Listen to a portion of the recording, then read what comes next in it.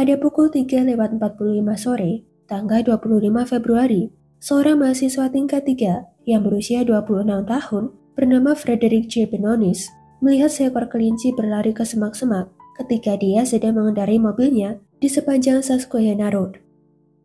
Menyadari ada perangkap hewan di daerah itu, Frederick menepi dan berjalan ke daerah hutan. Namun, bukannya menemukan perangkap hewan, tetapi Frederick justru menemukan tubuh anak kecil yang dibungkus dengan selimut kotak-kotak di dalam sebuah kardus keranjang bayi yang dijual oleh Jessie Penny. Karena Frederick hanya melihat kepala serta bahu anak itu, dia mengira jika itu bukanlah jasad anak kecil, tetapi boneka atau manekin. Frederick kemudian meninggalkan tempat tersebut dan tidak melaporkan penemuannya kepada polisi. Keesokan harinya, ketika Frederick sedang mendengarkan radio, dia mendengar laporan tentang seorang gadis berusia 4 tahun yang hilang bernama Mary Jane Baker. Frederick kemudian teringat dengan boneka menyerupai anak kecil yang dia lihat di hutan beberapa hari yang lalu dan segera menghubungi polisi. Ketika ditanya mengapa Frederick menunggu sehari untuk melaporkan penemuan itu, dia mengaku bahwa sedang memata-matai siswa sekolah Good Shepherd di dekat lokasi tersebut dan tidak ingin pihak berwenang mengetahuinya. Petugas segera datang ke lokasi yang ditunjukkan Frederick dan mereka memang menemukan tubuh anak kecil tanpa busana. Namun, anak di dalam kotak itu bukanlah gadis yang hilang, melainkan tubuh anak laki-laki yang berusia sekitar 4 hingga 7 tahun. Tubuh anak itu kemudian dibawa ke kamar jenazah untuk diperiksa oleh dokter forensik. Dari hasil pemeriksaan, ditemukan bahwa anak itu meninggal karena trauma benda tumpul. Terdapat 4 memar berbentuk bulat di dahi dan wajahnya yang mengeluarkan darah. Luka ini tampaknya hasil dari penyiksaan selama bertahun-tahun yang dia terima. Selain itu, ditemukan juga banyak memar di sekujur tubuhnya. Bagian bibir anak itu terlihat kering dan berdarah. Dia mengalami kekurangan gizi yang parah hingga tubuhnya sangat kurus dan tulang rusuknya terlihat melalui kulitnya. Rambut anak itu baru saja dipotong dan pemotongan itu mungkin dilakukan setelah kematiannya karena gumpalan rambut tampak menempel di tubuhnya. Ditemukan bekas luka operasi di pergelangan kaki dan selangkangan, serta bekas luka berbentuk L di bawah dagunya. Meskipun terdapat banyak luka penganiayaan di tubuhnya, anak itu tidak mengalami patah tulang atau kelainan lain. Karena saat tubuh anak itu ditemukan, cuaca sedang dingin dan hujan, petugas medis sulit untuk menentukan waktu kematiannya. Akhirnya, petugas medis memperkirakan jika anak itu telah meninggal sekitar beberapa hari sebelumnya atau 2 minggu sebelumnya. Hal ini dinilai berdasarkan kotak tempat jasadnya ditemukan yang terlihat kering, sedangkan di lokasi tersebut telah dilanda hujan selama seminggu. Telapak tangan kanan dan kedua telapak kakinya tampak keriput, menunjukkan bahwa kedua badan itu telah terendam air saat dia meninggal. Petugas medis juga menemukan fakta jika kerongkongan anak itu mengandung residu berwarna coklat tua yang menunjukkan bahwa dia telah muntah sesaat sebelum kematiannya, meskipun dia belum makan selama 2 hingga 3 jam sebelumnya. Polisi segera melakukan penyelidikan pada tanggal 26 Februari tahun 1957. Sidik jari anak laki-laki itu diambil, dan meskipun tidak ditemukan identitas apapun pada tubuh anak itu, pada awalnya petugas sangat optimis jika anak itu akan segera teridentifikasi. Namun, deskripsi anak itu ternyata tidak sesuai dengan laporan anak hilang yang ada dan tidak seorang pun yang datang ke kantor untuk melaporkan jika anak laki-laki mereka hilang. Polisi pun berusaha lebih keras untuk mendapatkan petunjuk dengan menyebarkan berita penemuan anak itu ke seluruh negeri. Alhasil, banyak orang dari 10 negara bagian datang ke Pennsylvania untuk mencoba mengidentifikasinya. Tidak hanya itu, informasi mengenai ciri-ciri anak itu juga dikirimkan kepada penduduk Philadelphia, lembaga kesejahteraan anak, dan kelompok penegak hukum lainnya. Polisi memohon kepada mereka untuk memberikan informasi apapun yang mungkin mereka miliki mengenai anak laki-laki tersebut. Para investigator juga meminta media lokal untuk meliput kasus tersebut. Penyidik Philadelphia bahkan mencetak 400.000 selebaran yang didistribusikan di seluruh wilayah dan dimasukkan ke dalam tagihan gas serta listrik masyarakat. Anehnya, ketika petugas menganalisis sidik jari dan telapak kakinya, mereka menemukan bahwa anak laki-laki itu tidak terdaftar di rumah sakit manapun atau di basis data nasional manapun. Ini membuat beberapa orang percaya jika anak itu lahir di rumah dan kelahirannya tidak pernah dilaporkan oleh orang tua yang telah melakukan penganiayaan kepadanya. Polisi kemudian memutuskan untuk berulang-ulang menyisir tempat anak itu ditemukan. Penyisiran tersebut dilakukan oleh 270 lulusan akademi polisi yang berpengalaman dalam melakukan penyelidikan. Dari penyisiran tersebut, mereka berhasil menemukan selai rambut panjang berwarna coklat yang bukan milik anak laki-laki itu. Ditemukan juga 3 barang bukti lain, yaitu topi biru corduroy, syal anak-anak coklat, dan sapu tangan dengan huruf G di sudutnya. Topi itu sangat menarik bagi para penyelidik karena tampak dalam kondisi yang sangat baik dan menampilkan stempel pabrik di lapisannya yang bertuliskan Robinsport Eagle Cap 2603 South 7th Street, Philadelphia. Petugas segera mendatangi alamat tersebut dan menanyai pemilik toko yang bernama Hannah Robbins. Menurut Hannah, topi itu telah dibentuk sesuai dengan permintaan pria yang telah membelinya. Dia juga menambahkan bahwa pria yang membeli topi itu berusia antara 26 hingga 30 tahun, memiliki rambut pirang, dan dengan aksen bahasa yang aneh. Namun, setelah membeli topi itu, pria tersebut tidak pernah terlihat lagi. Petugas juga mewawancarai lebih dari 100 pemilik toko di daerah tersebut, tetapi tidak seorang pun mengenali topi atau anak laki-laki itu. Karena tidak mendapat petunjuk dari topi yang ditemukan, polisi kemudian mengalihkan perhatian mereka ke kotak kardus tempat anak laki-laki itu ditemukan. Kotak kardus itu dulunya merupakan kotak berisi keranjang bayi berwarna putih.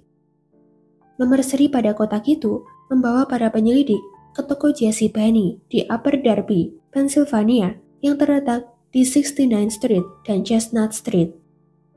Kotak itu telah dijual antara tanggal 5 Desember tahun 1956 dan 16 Februari tahun 1957 dengan harga $7,50.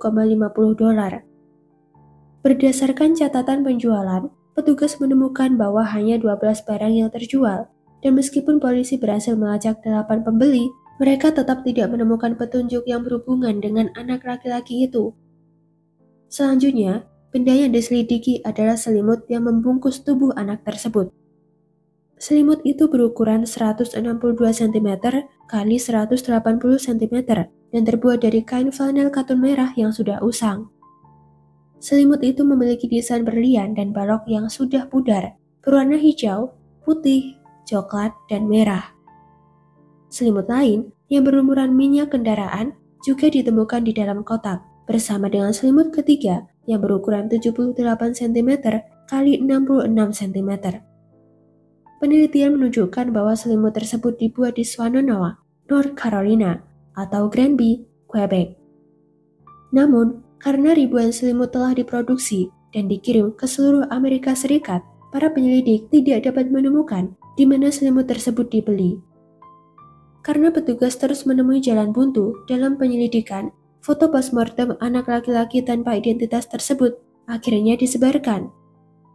Foto itu memperlihatkan dia dalam keadaan berpakaian dan dalam posisi duduk, seakan-akan dia masih dalam keadaan hidup. Anak laki-laki itu kemudian dimakamkan di ladang tembikar di Holmesburg, Pennsylvania.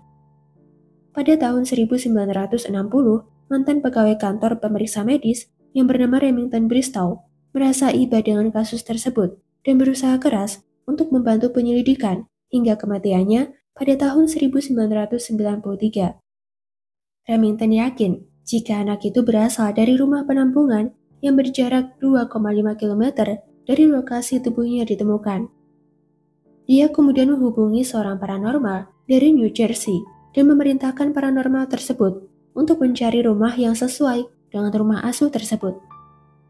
Ketika paranormal tersebut dibawa ke lokasi anak itu ditemukan, dia berhasil mendapat gambaran di mana rumah asuh tempat anak itu sebelumnya tinggal. Tanpa berpikir panjang, Remington segera menuju ke rumah asuh tersebut dan dia tiba saat rumah asuh tersebut mengadakan penjualan harta warisan. Di sana, Remington menemukan keranjang bayi yang mirip dengan yang dijual di J.C. Penney. Dia juga menemukan selimut yang tergantung di tali jemuran yang mirip dengan selimut yang membungkus tubuh anak laki-laki itu saat ditemukan. Remington yakin jika anak laki-laki itu adalah putra dari anak tiri pengelola rumah asuh tersebut, dan mereka telah membuang tubuhnya agar warga tidak mengetahui jika dia hamil di luar nikah.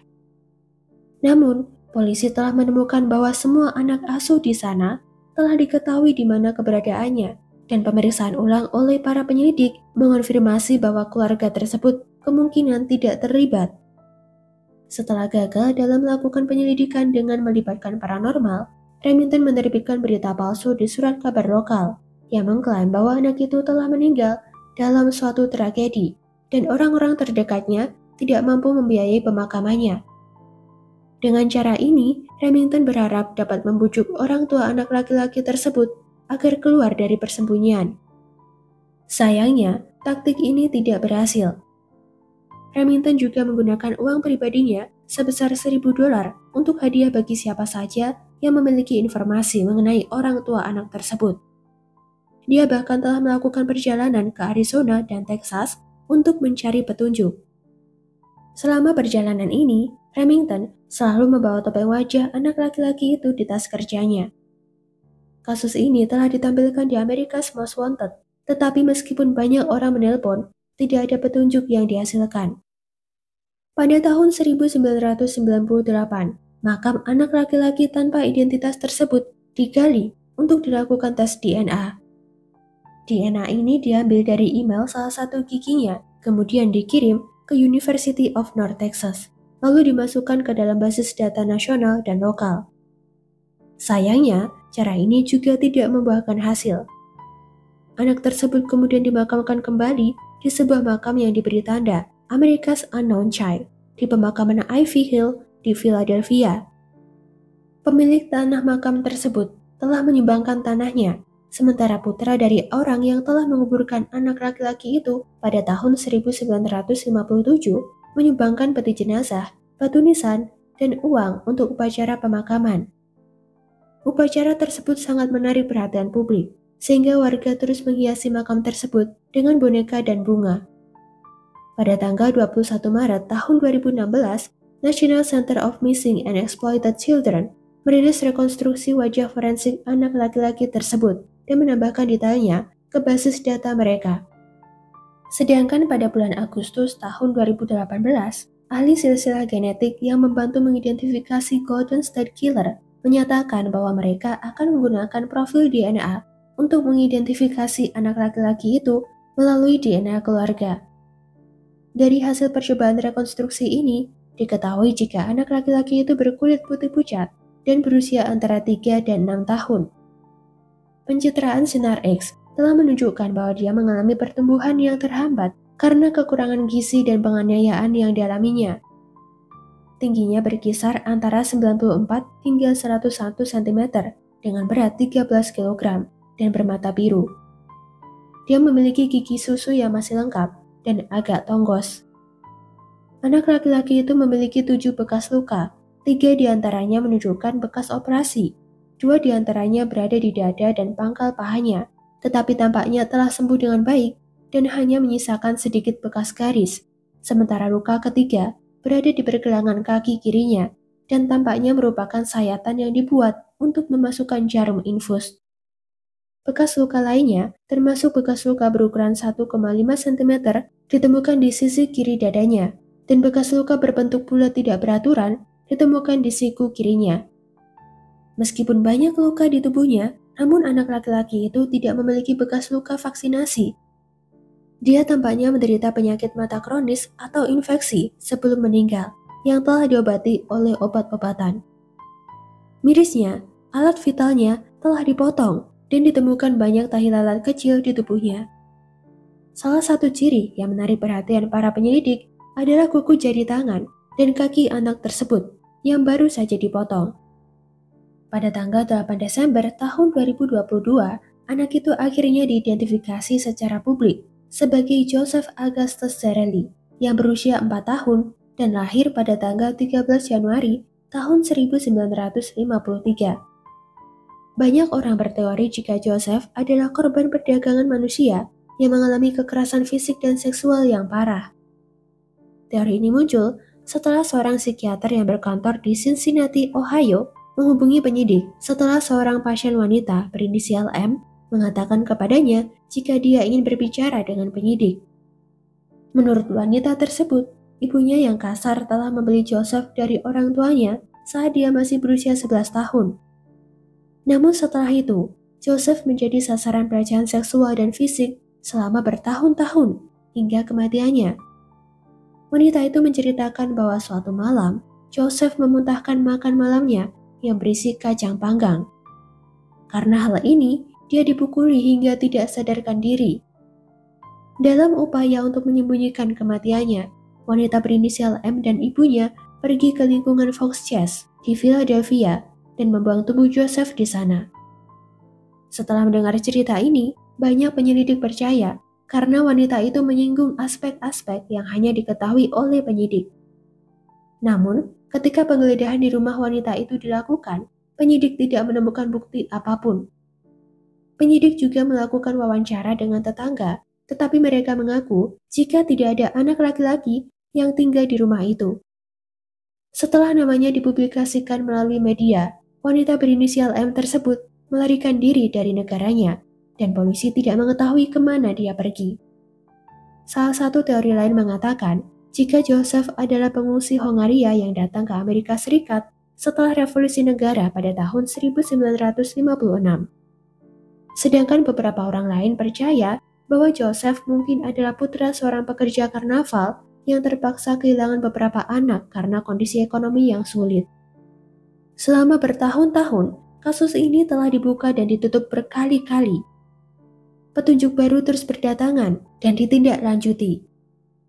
Para penyidik telah menyampaikan bahwa kemungkinan besar orang tua Joseph telah meninggal, tetapi dia memiliki saudara kandung yang masih hidup. Pada tanggal 13 Januari tahun 2023, yang merupakan ulang tahun ke-70 Joseph, sebuah tugu peringatan baru yang berisi nama lengkap dan gambarnya diresmikan bersama dengan penambahan namanya pada batu nisan.